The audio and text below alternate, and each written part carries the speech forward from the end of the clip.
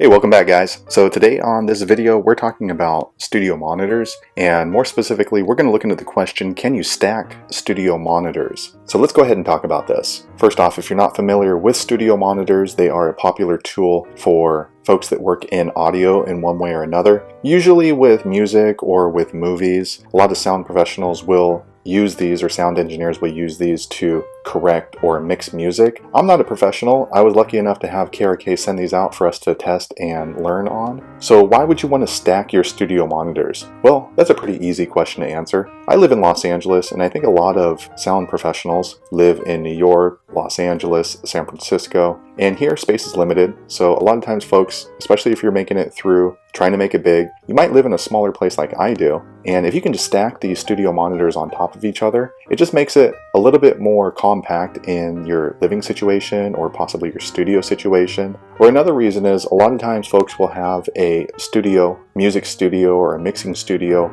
inside their residence. And because it's usually used just for music mixing, the space can be cramped. So I guess the question is, why would you want to stack studio monitors on top of each other? Probably just because the way that it looks, or probably you're just trying to save some space. So to answer the question quickly, a lot of music professionals that I've looked at on various blogs and different videos do say that you should not stack studio monitors on top of each other, and I can start to understand why, especially since I'm just a regular Joe. But the reason is because these studio monitors are meant to have a clear depiction of whatever the sound is that they're listening to. So if you stack them on top of each other, especially if maybe there's some strong bass, then you might miss out on some of the sound imperfections for a couple of different reasons. One, because these things are powered. Each one has its own power source, so the bass is really strong, really clear in each one of these studio monitors. As you can see right here, this one has its own little power source right here, and even its own on-off button. So because of that, they are powerful. So if you put this one on top of this one, there's a good chance that this speaker here is going to distort the sound that comes out of there. That's the first reason.